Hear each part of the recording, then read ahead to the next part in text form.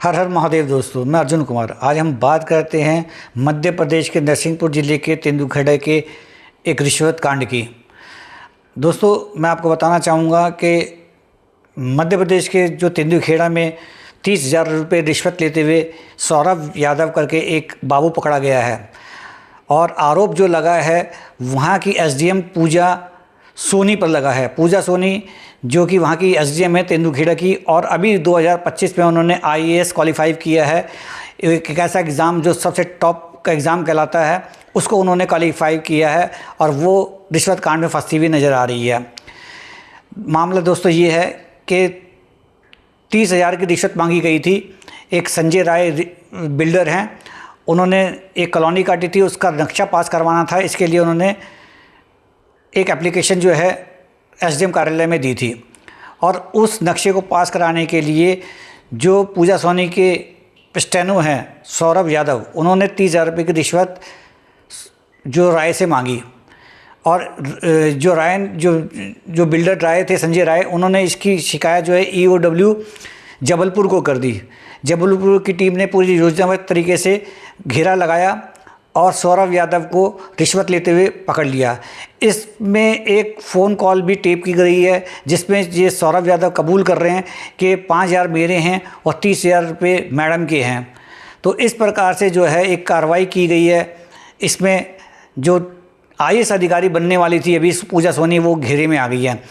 और जब पूजा सोनी से इस बारे में पूछा गया तो उन्होंने साफ इनकार कर दिया। उन्होंने बताया कि भाई ये जो एनओसी है ये पहले ही दे दी गई है और रिश्वत बाद में ली गई है, तो इसमें मेरा कोई हाथ नहीं है।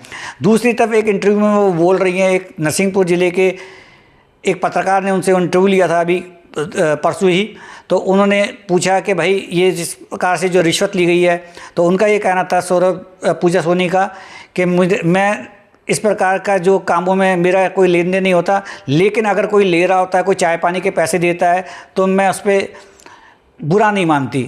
इसका मतलब उनका कहने का अप्रत्यक्ष रूप से ये कहना है कि रिश्वत को वो बुरा नहीं मानती। तो ये पूजा सोनी का बयान भी विवादों में आ गया है। उनका ये कहना कि अगर कोई काम के पीछे चाय पानी के करता है तो उसको वो बुरा नहीं मानती। तो ये देख लीजिए दोस्तों कि इस प्रकार के अधिकारी आईएएस बन रहे हैं जो हमारे देश को और सिस्टम को लूट रहे हैं। और रोज़ कोई ना कोई कांड जो है भ्रष्टाचार का निकल के आता है। अभी इससे पहले जो है काजल मीणा राजस्थान में आईएएस अधिकारी जो है वो पकड़ी गई थी। पहली पोस्टिंग में ही वो रिश्वत लेते हुए पकड़ी गई। वो भी टॉप कॉलेजों से उन्होंने परीक्षा पास की थी। IIT रह चुकी है मंडी से, हिमाचल से। और इस प्रकार की इतनी उच्च लेवल की पढ़ाई करने के बाद भी वो रिश्वतखोरी लोग करते हैं। मुझे समझ में नहीं आता कि कैसे हमारा देश आगे बढ़ेगा। एक तरफ हमारा देश पड़ोसी देश चीन है, वहाँ पर अभी भ्रष्टाचार के मामले में उनके जो डिफेंस मिनिस्टर पकड़े गए हैं, रक्षा मंत्री, उनको फांसी की सज़ा दी गई है। और अभी फांसी हुई नहीं है लेकिन उनकी सज़ा घोषित कर दी गई है। तो इस प्रकार की कार्रवाई हमारे पड़ोसी देश चीन में हो रही है, और हमारे देश में जो है कोई कार्रवाई नहीं होती। सिर्फ कार्रवाई के नाम पर इंक्वायरी होगी, इंक्वायरी के नाम पर जो है कुछ समय बाद जब मामला ठंडा होगा तो ठंडे बस्ते में डालकर जो है इनको वापस जो है पद पे बैठा दिया जाएगा। तो दोस्तों, ये हमारे देश का हाल है। भ्रष्टाचार जो है पूरे नस नस में समा चुका है। रोज़ भ्रष्टाचार के केस नज़र आ रहे हैं, लेकिन कहीं कोई विरोध नहीं है। भ्रष्टाचार को हम लोगों ने शिष्टाचार मान लिया है और इस पर बात भी नहीं करना चाहते, इस पर संज्ञान भी लेना नहीं चाहते। हमारी देश की तरुणाई सोई हुई है और लोग भी सोए हुए हैं। इन मुद्दों पर कोई नहीं बात करना चाहता। बात अगर करना चाहते हैं तो आलतू फालतू की चीज़ों में अपना पूरा दिन व्यय कर देंगे।